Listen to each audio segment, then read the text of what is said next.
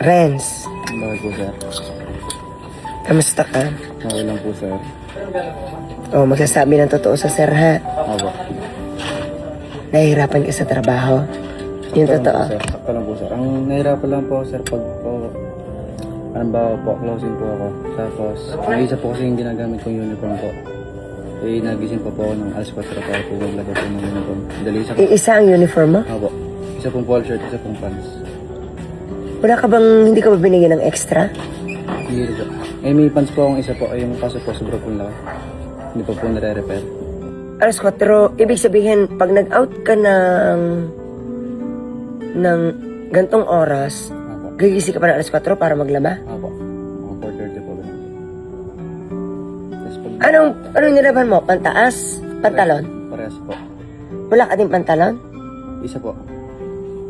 Isa lang po. Isang polo shirt, isa pong pants po. Manager, lika.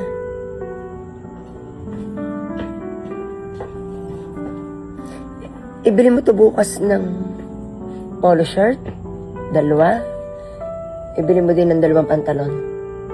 Huwag ka na maglaba bukas. Thank you po, sir. Bigay ko na yon. Opo. Okay? Opo. Tapos yung ating mga bagong uniforms na pagkapagawa na rin siya. Para hindi ka na maglaba ng alas 4. Opo. Thank you po, sir. Ano pang iyong iniisip sa pagtatrabaho? Yan lang po, sir. Doon lang po sa nahirapan. Tapos pag po umaga, pag hindi po kami sabay po ng duty po ni Randy po tsaka po ni Christian, nilalag mo. Naglalakad ka? Saan? Mula po puting kahoy. Pag Puting kahoy? Naglalakad ka? Oo. Hanggang dito? Opo. Tapos minsan po, pag may nasasabayan po akong one, tricycle po hanggang simbahan. Totoo, Christian? Lakad ka lang? Ano? Padyutihin to kasabay maalin mo si Christian o si Ron Dave para hindi siya maglakad. Alam na? Ano pa? Ano pang naging problema mo pag napasok? Yan lang po, sir. Bigyan to ng pampagupit. Bigyan mo na ngayon. Magpagupit ka. Opo. Ha? Bukas. Opo. Sa umaga. Opo. Tapos pagdating dito, maligo agad. Opo. Para hindi kumalat ang buhok. Opo. Bigyan ng pampagupit. Ano pa ang iniisip mo? Yan lang po, sir. Diba, anong reaksyon ng nanay mo nung bumalik ka sa akin ng 1,000 para saan ba yun?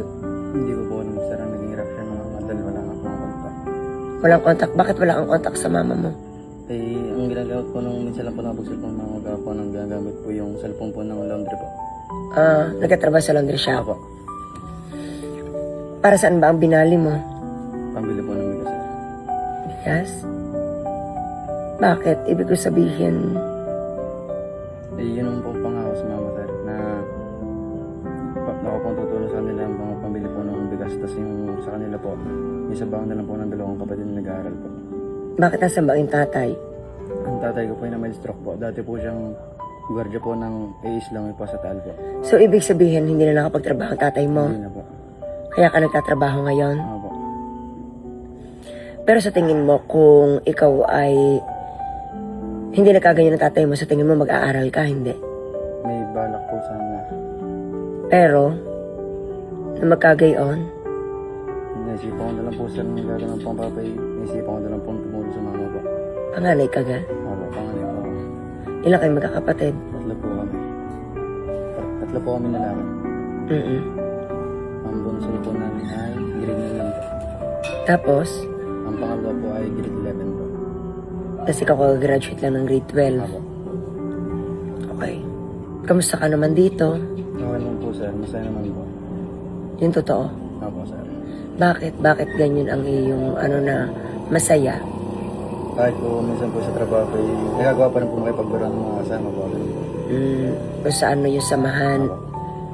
Pero hindi ka nahihirapan sa trabaho. Hindi naman po. Kaya mo. Opo. Yung totoo. Kung magsisinungaling sa sir. Opo. Kaya naman po, sir. Okay. Kung ano laman ang isip at puso, i-open sa sir. Yes po, sir. Hindi mo kailangang matakot. Opo. Hindi mo kailangang mahiya. Alam ko kailangan mo ang trabaho ito. Opo. Ha? Hindi po, sir. Pagbabait. Lagi. Opo. Ha? Kung ano ang sitwasyon mo na mahirap, subukan nating pagaanin. Opo. Dahil kaya ka nga nagtatrabaho para kahit pa paano ang iyong daladala ay medyo gumaan. Opo, sir. Okay? Opo. Kumain ka. Opo. Okay. Wala kang gustong isumbong. Wala naman po, sir. Wala kang gustong ihinga. Wala naman po, sir. Yung totoo. Wala naman po, sir. Okay naman po ako dito, sir. Sure ka. Opo. Ibigay mo na to dahil siya na din ang mag-ano kasi susukatan. Magsusukat siya ng kanyang pants and polo. Hindi to bale. Bigay to lang, sir. Thank you po, Bumili ka ng polo, pantalon, kasya yan dyan, ano? Opo. Labis Pampagupit. po, Ang labis, iyo na. sir. Thank you po, sir. Ano na? Opo. Hindi yan bale, bigay yan. Okay? Thank you po, sir. Lakad na. God bless you. Thank you po. Okay. Lakad na. Ano? God bless. Ingat. Okay. Ay,